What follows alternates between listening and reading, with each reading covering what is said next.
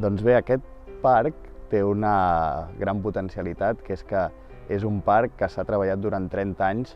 amb el suport i la participació de la ciutadania molletana. A través de diverses festes de l'arbre, que és una festa popular que es fa cada any, doncs s'ha anat construint el que és avui. Jo sí recordo com era aquest parc quan era petit, jo venia a l'escola aquí al costat, doncs eren gairebé tot camps agraris i algun petit bosquet de pins, pinetons, precisament, i ara doncs, és un parc totalment diferent, sobretot amb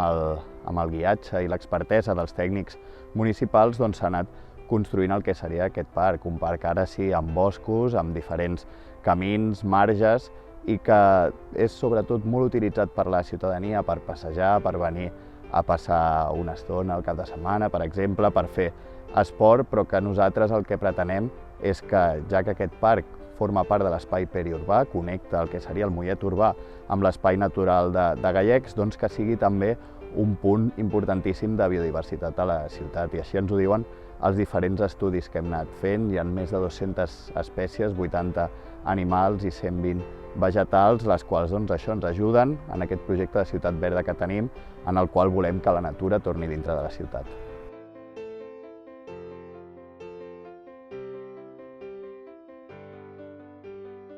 Bé, aquí en el Parc dels Pinetons realment ara l'espai agrari ja és petit, perquè realment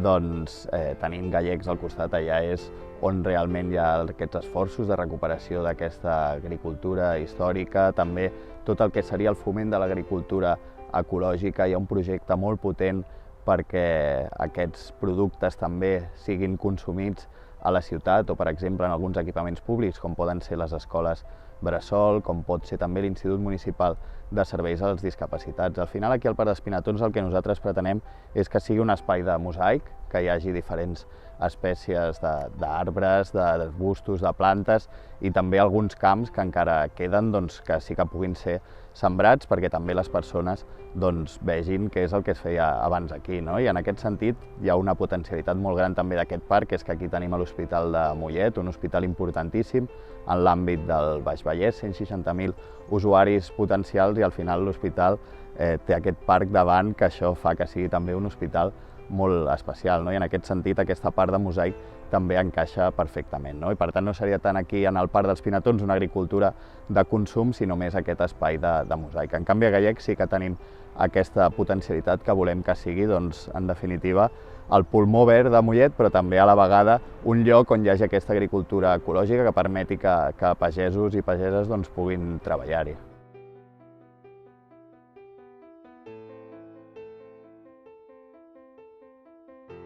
A Gallecs, per com és aquest espai natural, doncs clarament l'agricultura ha de ser agricultura de secà, en aquest cas doncs, temes com blat, ordi o espelta, que és una mica la insígnia de l'espai, doncs són els que estan majoritàriament allà, no? Però sí que de cara al futur, i aquí tindrà un paper fonamental el Pla Especial de Gallecs, que s'està treballant a nivell del Departament de Territori, hi ha la voluntat també de poder diversificar. I a la zona de Can Vila, per exemple, que és una zona que tindrà més accés, més fàcil al que seria l'aigua, doncs també poder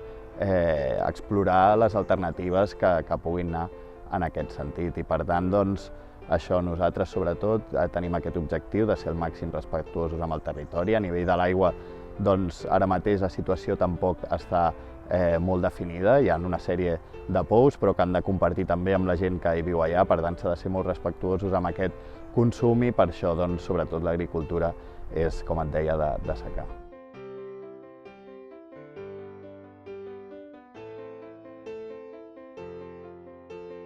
Tot el parc està molt pensat i basat en aquestes solucions basades en la natura, però aquest podria ser el paradigma més especial, no? I és que hi ha aquests dos molins que funcionen amb vent, evidentment, i el que fan és bombejar l'aigua del freàtic. I en aquest sentit el que volem fer, tenim ara un projecte que l'estem redactant ara mateix i que tan aviat com puguem l'executarem, precisament per connectar-los, que puguin pujar l'aigua a una bassa que tenim aquí a dalt dels Pinetons i puguin crear un rierol en el qual doncs, puguin aparèixer noves espècies d'amfibis i altres espècies que viuen en ecosistemes més humits. I per tant, com et deia, aquesta voluntat de fer un mosaic també tenint aquestes espècies aquàtiques o d'entorns humits aquí en el parc, no? I ara ja tenim la bassa hi ha aquestes espècies d'invertebrats o altres que són molt interessants, però en tot cas volem que hi hagi aquest rierol que ja existeix però que funcioni millor perquè tot sigui més fluid.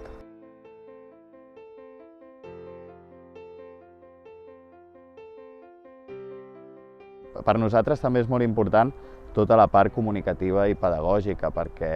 al final aquest parc és molt utilitzat, és molt proper a la ciutat, llavors cal que les persones que vinguin aquí se l'estimin i el cuidin, i en aquest sentit amb les escoles treballem molt, hem creat un programa que es diu Coneguem els nostres parcs locals, en els quals les escoles venen aquí, coneixen què és el que està passant al parc, i això ens va molt bé que després també ho expliquin a les seves famílies, i per tant doncs, aquesta part comunicativa i pedagògica amb aquest parc, però també amb tot el projecte de foment de biodiversitat, és absolutament imprescindible, i per això l'Ajuntament pot fer moltes coses, però al final, si no ho fa de la mà de la ciutadania, doncs això no acabaria tenint èxit. I jo crec que la potencialitat d'aquest parc és precisament aquesta, que no ha sigut només un tema que ha fet l'Ajuntament, sinó que ho ha fet l'Ajuntament amb la ciutat, amb les festes de l'Arbre i amb molts altres elements.